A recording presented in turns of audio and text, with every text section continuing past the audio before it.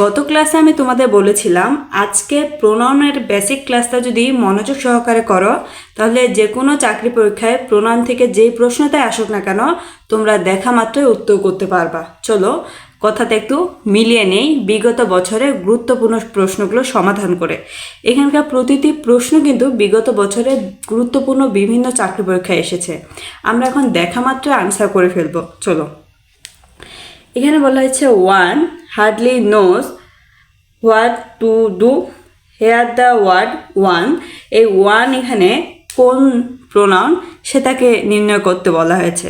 কালকে আমি বারবার করে বলেছিলাম যে ইনডিফিনিট প্রোনাউনটা সব থেকে ইম্পর্ট্যান্ট চাকরি পরীক্ষার জন্য।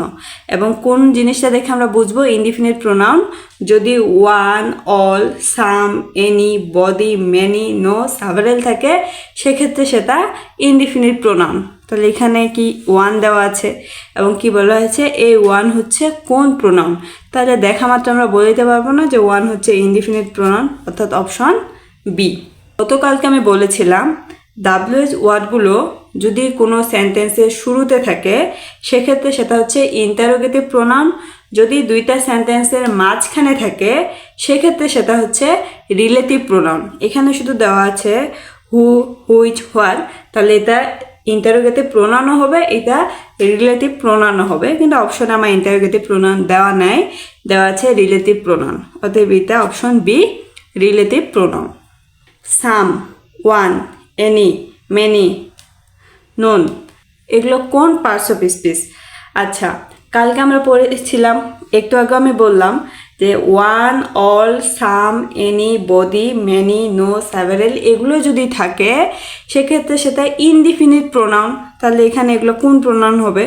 অবশ্যই ইনডিফিনিট প্রোনাউন হবে। তাহলে উত্তর হবে option D. Who is the man that came to you? কালকে আমি বারবার করে বলেছিলাম রিলেটিভ প্রোনাউনের ক্ষেত্রে দ্যাট ও ডাব্লিউএস কোশ্চেন, ঠিক আছে? এখন দেখো এখানে কি বলা হয়েছে দ্যাট। একটু আগে আমরা কি বললাম, দুইটা সেন্টেন্সের মাঝখানে যদি কোনো ডাব্লিউএস থাকে সেক্ষেত্রে সেটা রিলেটিভ প্রোনাউন। তাহলে এটা একটা সেন্টেন্স, এটা একটা সেন্টেন্স, এদের মাঝখানে কে আছে? দ্যাট আছে। তাহলে এটা নিঃসন্দেহে কোন প্রোনাউন হবে?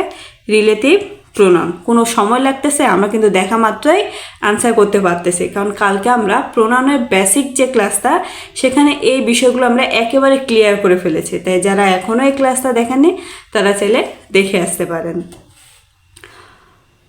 All spoke in his favour year, এখানে হেয়ার, আচ্ছা অল কোন পার্টস অফ স্পিচ?